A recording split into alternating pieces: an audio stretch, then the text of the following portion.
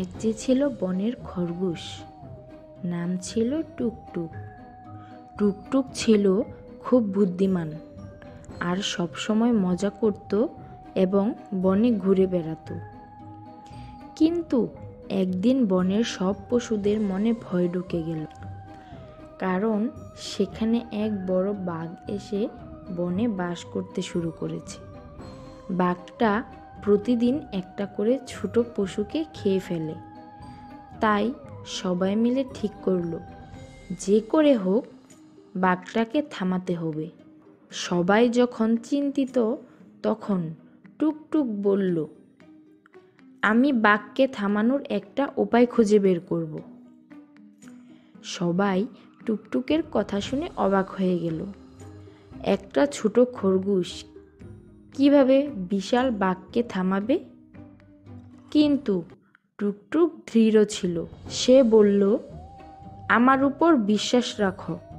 টুকটুক বাঘের কাছে গিয়ে বলল, বাঘ ভাই, তুমি তো অনেক বড় আর শক্তিশালী, কিন্তু জানো কি, বনে আরেকটা বাঘ এসেছে আর সে বলেছে যে সে তোমার থেকেও বড়।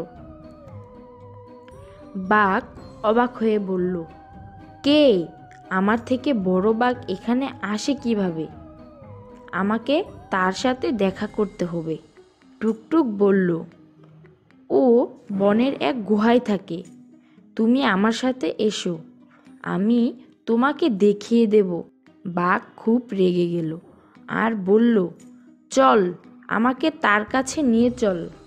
টুকটুক বাঘকে নিয়ে এক গভীর কুয়োর কাছে নিয়ে চলে গেল। কুয়োর পানি অনেক স্বচ্ছ, তাই তার মধ্যে আকাশ আর গাছপালার প্রতিচ্ছবি দেখা যাচ্ছিল। টুকটুক বলল, এই কুয়োর মধ্যে ওই বাঘটা থাকে, তুমি যদি নিচে তাকাও তাকে দেখতে পাবে। বাঘ কৌতূহল নিয়ে কুয়োর মধ্যে তাকালো, আর কি দেখে, তার নিজের প্রতিচ্ছবি।